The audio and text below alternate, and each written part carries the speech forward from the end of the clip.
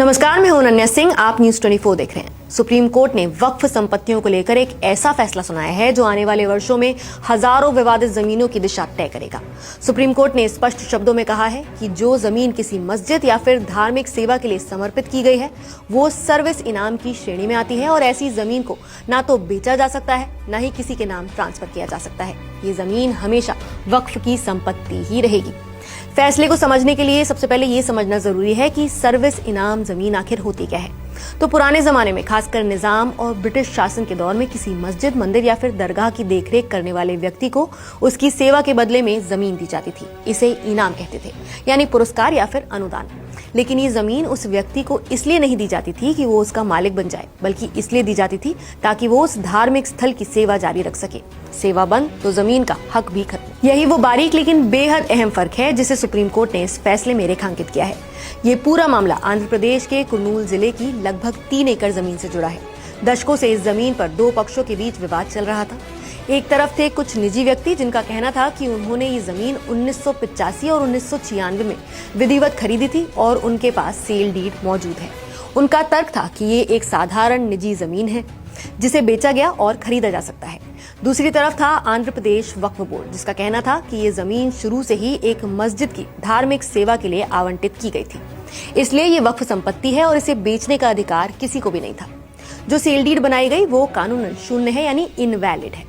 मुकदमे में सबसे निर्णायक साबित हुआ 1945 का एक बंटवारा दस्तावेज। इस कागज में जो खुद दावेदारों के पूर्वजों ने तैयार किया था, उस जमीन को स्पष्ट रूप से सर्विस इनाम लिखा गया था। सुप्रीम कोर्ट ने कहा कि ये दस्तावेज इस बात का पक्का सबूत है कि जमीन को धार्मिक सेवा से जोड़ा गया था।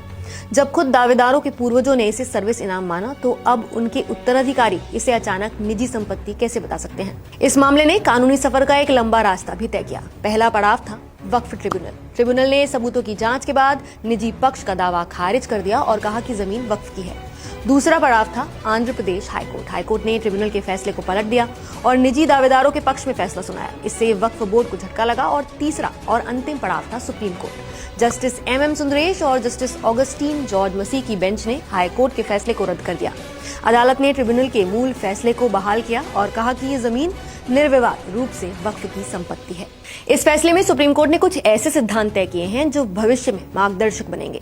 पहला सिद्धांत, जो जमीन किसी धार्मिक या फिर परोपकारी उद्देश्य के लिए समर्पित की जाए वो एडोन्ड प्रॉपर्टी बन जाती है। इसका अर्थ है कि वो जमीन अब किसी व्यक्ति विशेष की निजी संपत्ति नहीं रहती, बल्कि उस धार्मिक उद्देश्य की संपत्ति बन जाती है। दूसरा सिद्धांत है सर्विस इनाम जमीन स्वतः वक्फ की प्रकृति ग्रहण कर लेती है। इसके लिए अलग से किसी दस्तावेज या फिर घोषणा की जरूरत नहीं है। तीसरा सिद्धांत, केवल सेल डीड या फिर खरीद फरोख्त के कागज दिखाने से कोई व्यक्ति वक्फ संपत्ति का मालिक नहीं बन जाता।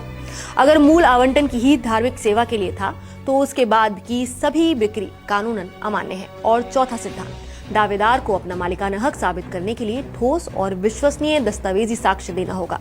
महज दावा करना पर्याप्त नहीं है। ये फैसला सिर्फ कुर्नूल की 3 एकड़ जमीन तक सीमित नहीं है, इसके दूरगामी परिणाम होंगे। देश के कई हिस्सों में वक्फ जमीनों पर निजी कब्जे और मालिकाना दावे किए जाते रहे हैं। कई मामलों में दशकों पुरानी सेल डीड के आधार पर लोग अदालतों में अपना हक जताते आए हैं। इस फैसले के बाद ऐसे मामलों में ये स्थापित होगा कि अगर जमीन का मूल चरित्र धार्मिक था तो बाद में हुई कोई भी बिक्री उसे निजी संपत्ति नहीं बना सकती। वक्फ बोर्ड की कानूनी स्थिति भी इस फैसले से मजबूत होगी, क्योंकि अब उनके पास सर्वोच्च न्यायालय का एक स्पष्ट और सुविचारित निर्णय है जिसे वो कई विवादों में संदर्भ के रूप में प्रस्तुत कर सकते हैं। सुप्रीम कोर्ट का यह फैसला इस मूल सोच पर टिका है कि जमीन का उद्देश्य उसके मालिकाना हक से बड़ा होता है। जब कोई जमीन ईश्वर की सेवा या फिर समाज की भलाई के लिए समर्पित कर दी जाती है तो वो उस लक्ष्य के साथ हमेशा के लिए बन जाती है।